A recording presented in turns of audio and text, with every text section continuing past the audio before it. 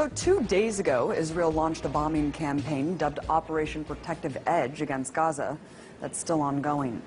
But despite the horrors on the ground, the mainstream media seems to only be telling one side of the story.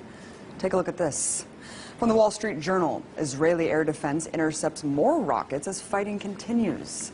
And the LA Times goes on to declare that Palestinian rockets reach farther into Israel. And lastly, the New York Times makes it seem like there's an equal playing field by stating Israel and Hamas simply exchange fire. Well, I guess I really can't expect more from a media apparatus that essentially works as stenographers for the U.S. government. Let's take a listen to what the issue is being framed by the White House.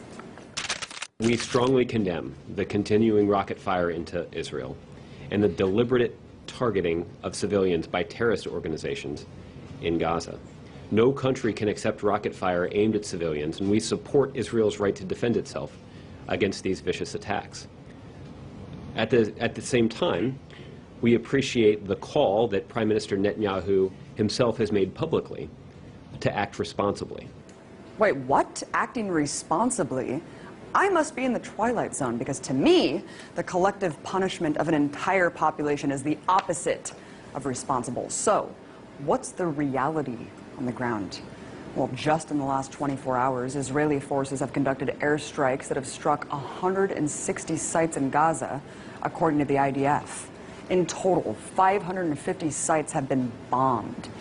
And considering the fact that Gaza is one of the most densely populated places on Earth, with over 1 million inhabitants, any aerial strike conducted in the region almost certainly means civilian deaths.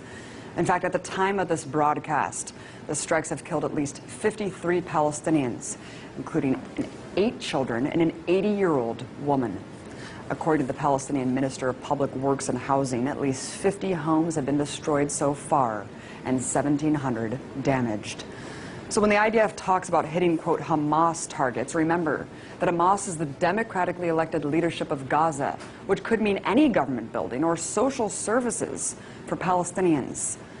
So while the U.S. government can go on and on about Israel's right to defend itself, take heed of the increasing death toll in Gaza and the fact that no Israelis have yet died as a result of Hamas rockets.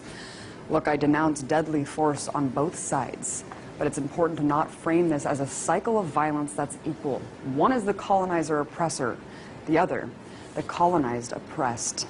As IDF General's son Miko Piled said just yesterday on the show, there are 2 choices for Palestinians in occupied territories: to completely surrender or resist.